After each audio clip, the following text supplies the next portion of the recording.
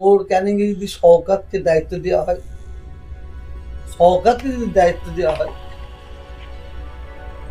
100% ভাঙড় ক্যানিংয়ে তৃণমূল হারবে। কারণ ভাঙড় ক্যানিংয়ের মানুষ তারা চায়, মনে প্রাণে চেয়েছিল যে তৃণমূলকে ভোট দেবো, সওগাতকে চেঞ্জ করবে। সওগাতকে যখন চেঞ্জ করে নেয় মানুষ, তার জবটা দিয়েছে বলে আমি। দক্ষিণ 24 পরগনার মধ্যে 31টা আসন আছে বিধানসভা। তার মধ্যে আমরা দেখতে পাচ্ছি ক্যানিং পূর্ব বিধানসভার মধ্যে সব থেকে বেশি ভোট পড়েছে। করতে পারে, আমি তো আপনাকে আগে বলেছি। এবারে ভোটটা পড়ার কারণ একটা, কোনো কারণ নাই। কে বিজেপি দাও বলে ভোট দিতে এসছে তৃণমূলকে না, এটা এক হচ্ছে আমার এবারে সবচেয়ে বড় ফ্যাক্ট হচ্ছে যে মানুষের মাথায় ঢুকে গেছে চিন্তা ভাবনা একটাই চলে এসেছে, ভোট যদি না দিতে পারে আমাদের নাগরিকত্ব চলে যাবে। এই হিসাবে মানুষ যে যেখান থেকে পারে এসব ভোট দিচ্ছে। ফলাফল কি হবে সেটা আমি কি বলবো, সেটা আল্লাহ বলবে। আমি কিছু বলতে পারবো না। মাঝি সাহেব এতদিন আমি আমার 3-4টে প্রার্থীকে টার্গেট আছে, যে 3-4টে প্রার্থী এত অত্যাচার করেছে মানুষের উপরে, এত জুলুম করেছে, তখনও আমি তাদের বিরুদ্ধে কথা বলেছি, আজকেও বলছি। আর আল্লাহর কাছে দোয়া চাইছি, আল্লাহ যেন এদের হারিয়ে দেয়, এদের ধ্বংস করে দেয়, এই দোয়া আমি চাইছি। তার মধ্যে কি কাসিম সিদ্দিকী আছে? হ্যাঁ আছে। কাসেম সিদ্দিকীর উপরে আমার এই জন্যই ক্ষোভ, ও একটা পীর বাড়ির সন্তান হিসাবে যেভাবে নিজেকে ধ্বংসের পথে ফেলে দিয়েছে, যার জন্য আল্লাহর কাছে দোয়া চাইবো ও যেন হেরে যায়, আর এর পরে যেন পার্টির নামটা মুখে না নেয়। কেন কাসেম সিদ্দিকীর দ্বারাই ইসলামের অনেক ক্ষতি হয়েছে, ফুরফুরা শরীফের তো ক্ষতি হয়েছে, ইসলামের ক্ষতি হয়েছে। আজকে আমরা একজন মুসলমান হিসাবে একে অমুসলিম, আমাদের কর্তব্য বাক্য হবে, কথা হবে। আমার বাপ যদি, আমার মা যদি আগুনে ঝাঁপ দিতে বলে, আমি আগুনে ঝাঁপ দিব। আমি তোহা বলছি, আল্লাহ যদি হুকুম আমার উপর হয়, নবী যদি হুকুম হয় আগুনে ঝাঁপ দিবার, আমি ঝাঁপ দিব। ও তা না বলে মমতা ব্যানার্জি যদি আগুনে ঝাঁপ দিতে বলে, আগুনে ঝাঁপ দিবে। তারপরে বেসরকারিতে যেসব কাজ করেছে, ও যেসব কাজ করেছে, ওকে ও জিতলো মানুষ ওকে ক্ষমা করবে না, হারলো ওকে মানুষ ক্ষমা করবে না। ওটা তো আমডাঙ্গার মানুষ বলছে। কাসেম সিদ্দিকীর শরীয়ত বিরোধী যেসব কাজ করেছে, ও জিতলো বাংলার মানুষ ওকে ক্ষমা করবে না, এরকম বলতে পারে। হারলো বাংলার মানুষ ওকে ক্ষমা। 4 তারিখে পর তো আপনাকে তো কাসেম সিদ্দিকী তো বলেছে বাড়িতে যে দাওয়াত করে নিয়ে এসে ভালো করে খাদি করতে। আগে ওকে ওর বাপকে করতে, ও দাদা বাপকে করতে বলুন, আমায় করতে হবে। সবচেয়ে বড় ধর্মগুরু, বড় পীর হচ্ছে বাপ, ওকে আগে ওর বাপকে করতে বলুন। ও বলছে আমি নিজে এসে যাবো ওনার বাড়ি। সাহস হবে না, আপনার বাড়িতে যে লাড্ডু খাওয়াবে বলেছে, ও সাহস হবে না। আমার বাড়িতে লাড্ডু খাওয়ানোর আগে ওর বাপকে যেন আগে খাওয়ায়, ওর বাপকে যেন আগে। আমার বাড়িতে আমার দরজার ভেতরে ঢুকানোর সাহস হবে না। এখন তো আপনাকে সম্মান দিচ্ছে, সম্মান দিয়ে কথা বলছে তো মিডিয়ার মুখোমুখি। কে ও? হ্যাঁ, আপনাকে সম্মান দিচ্ছে। দেবে তো, ফাঁদে পড়ে গেছে, ফাঁদে পড়ে গেছে। উনি আর ভদ্র শিখাচ্ছে। এখন চাচা প্রকাশ করেছে, এর আগে চাচা প্রকাশ করেনি। কথা কম বলে, ও আর ভদ্র শিখাচ্ছে নিজেকে। ও কত অভদ্র, কত ছোট লোক, কত এতর, কত চামার, ও কত মিথ্যাবাদ। ও মিথ্যা নিয়ে পিএইচডি করেছে। ওর সম্পর্কে বাংলার মানুষ জানে। ফুরফুরা শরীফের মানুষের জিজ্ঞাসা করলে তার উত্তর দিবে। ওর সম্পর্কে জিজ্ঞাসা করলে মুসলমানদের রক্ত ধারাতে লেগে আছে। ফুরফুরা শরীফ সম্পর্কে যে কথা বলেছে, কত নিচ, কত নিচু চলে গেছে। পবিত্র ফুরফুরা শরীফ কি খালি মামুক্ত বলে? কালিমা যুক্ত করেছে। পীরেদের বাড়ি থেকে বোম পাওয়া গেছে, বোমা। অস্ত্র পাওয়া গেছে। অস্ত্র। পীরেদের বাড়ি থেকে, পীরেদের বাড়িতে অস্ত্র শস্ত্র পাওয়া গেছে, সাথে ছিল সাফিরি সিদ্দিকী। বোম পাওয়া গেছে।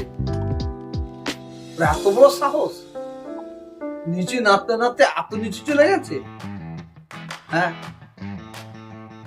ওকে ছেড়ে দেওয়া হবে বলে মনে হচ্ছে নাকি? ওকে বাংলার মানুষ ছেড়ে দেবেন? বাংলার মানুষ যেখানে যাবে পদে পদে পদে পদে ওকে বিরোধী করবে। এখন থেকে তো মানুষ ওনার কাছ থেকে দূরে সরে যাচ্ছে। আরো সরে, আরো সরে। আপনার ভয় লাগছে না? আমরা তো শুনতে পাচ্ছি যে কাসেম সিদ্দিকী যদি যেতে তিনি ক্যাবিনেট মন্ত্রী হবে। ভয় কাকে বলে? আমি আমার আল্লাহ এবং আল্লাহ রসুলকে ভয় করি। ওকে তো, ও চ্যাংড়া। মুসলিমদের ওকে তো ওকে তো ওকে তো মুরগি বানিয়ে দিয়েছে। ওকে তো কলে কৌশলে মুরগি বানিয়ে দিয়েছে। দেখতে পারেন নাকি একটা পীরেদের ছেলে মহিলাদের কাছ থেকে আমাদের দরকার করতে হবে। একটা মহিলা রান্না করতে সেখানে ঢুকে পড়ছে, আর এবারে যেন ওর জন্য কচি করে নেওয়া করে, মানে ভিড় পড়ে গেছে।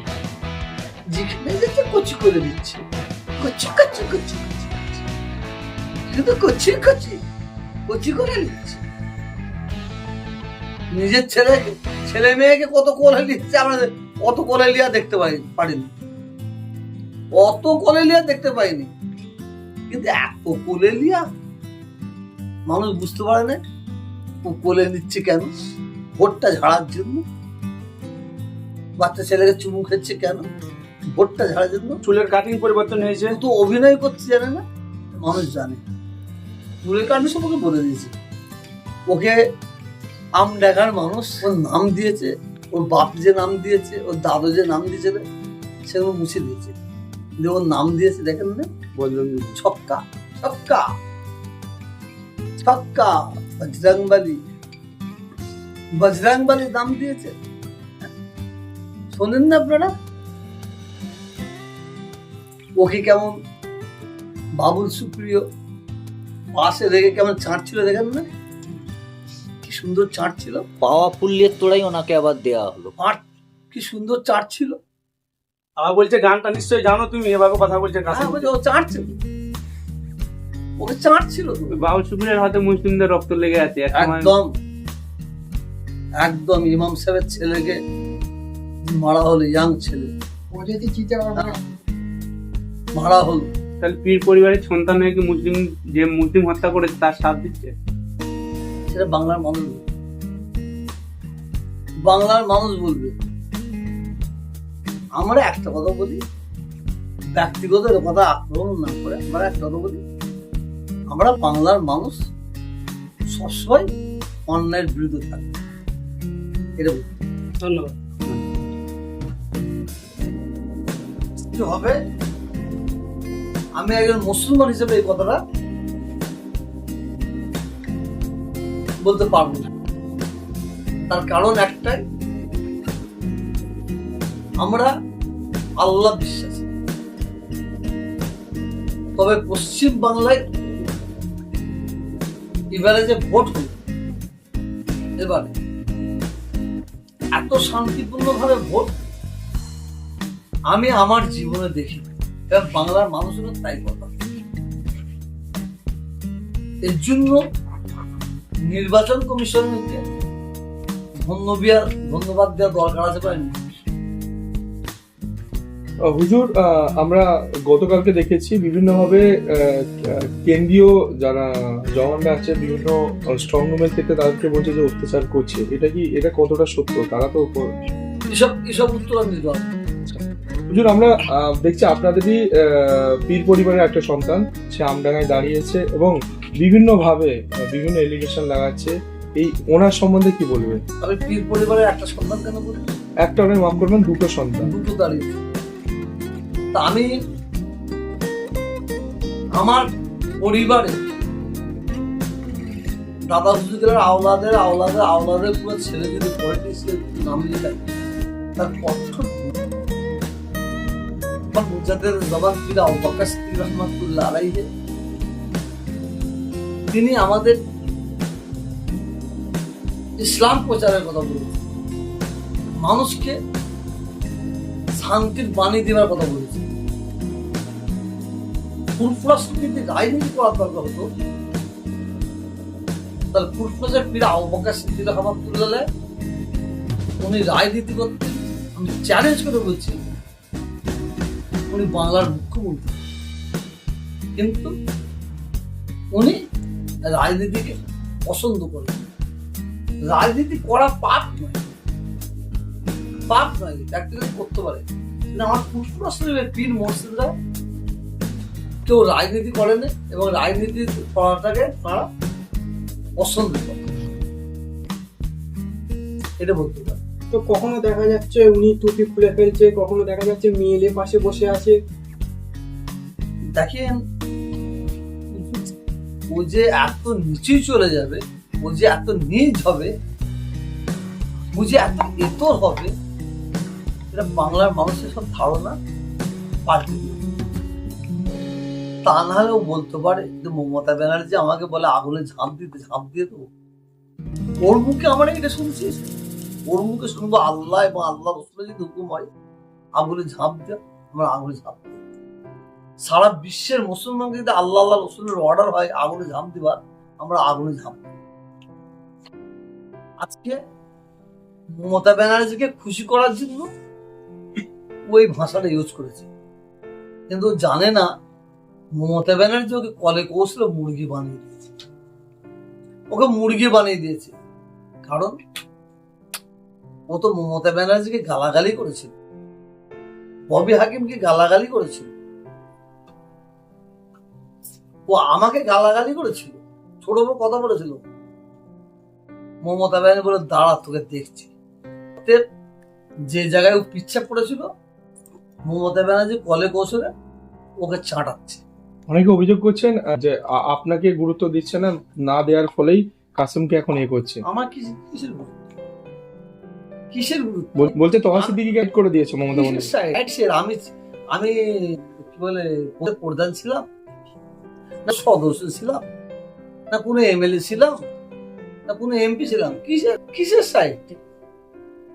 আমি আপনাদের বলতে পারি, আল্লাহকে সাক্ষী রেখে বলতে পারি, অফার দেওয়া ছিল এই এমপির টিকিট নেবার জন্য, অফার দেওয়া ছিল এমএলএ টিকিট দেওয়ার জন্য, আমাকে অফার দিয়েছিল ওই কি বলে মানে বিধানসভা যে ভোটে হয় বলে যে বলেন রাজ্যসভার সাংসদ রাজ্যসভা করার জন্য। আমি সব ওর কাছে আর পা দিইনি।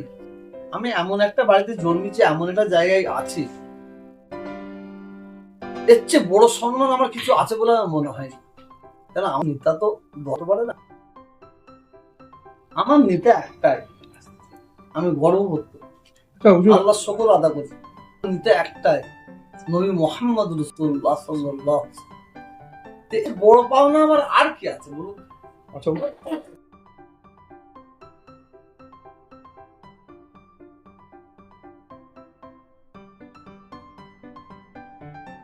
কখনো নওশাদের, কখনো আপনার, কখন কি বলছেন উনি ঠিক ওনার ভাষার উপরে রাখতে পারছেন না, কি বলবেন ওনাকে? উনি তো আমার মুরব্বী ভাই, ওনার বয়স হয়েছে আর উনি অসুস্থ, ওনার কথাবার্তা শুনলেই মানুষ বুঝতে পারবে যে আমরা একটা অসুস্থ মানুষের বক্তব্য শুনছি, একটা অসুস্থ মানুষের বক্তব্য শুনছি। উনি কখন কি বলে, কখন কি করে উনি নিজেই জানেন না। ওনাকে কাসেম একবার 2000 বোতল পানি দিয়ে এলো, তো কাসেমের প্রশংসায় পঞ্চমুখ হয়ে গেছে, আবার কাসেম খারাপ। উনি কখন কি বলছে, ওনাকে একটা লোক ফোন করবেন, দেখবেন আপনি যদি একটু থেকে রাগিয়ে দেয় উনি গালাগালি করতে আরম্ভ করছে, খিস্তাখিস্তি করতে আরম্ভ করছে। তো উনি অনেক জায়গায় গালাগালি খিস্তাখিস্তি করেছে। উনি আমার মুরব্বী ভাই, আমি বাংলার মানুষের কাছে বলবো উনি অসুস্থ মানুষ, উনি ওনার খেয়ালে ওইরকম গালাগালি করে নেই। উনি অসুস্থ মানুষ, উনি কখন কি বলছে কখন কি করছে উনি নিজেই জানে না। যদি ওনার এই গালাগালি থেকে দুঃখ পান, আমি তার ছোট ভাই হিসেবে আমি ক্ষমা চাইছি, আমি মাপ চাইছি, আমি ক্ষমা চাইছি, আমি মাপ চাইছি। আর ওনার যেন আল্লাহ শরীরকে সুস্থ রাখে, সবাই দোয়া করবেন। সারাদিনের তাজা খবর বিশদে জানতে নজর রাখুন সিঙ্গুর টিভি নিউজের পর্দা। আমাদের ফেসবুক পেজটি ফলো করুন, ইউটিউব চ্যানেলটি সাবস্ক্রাইব করুন। আমাদের চ্যানেলে বিজ্ঞাপন দেবার জন্য যোগাযোগ করুন 9163016778 এই নাম্বারে।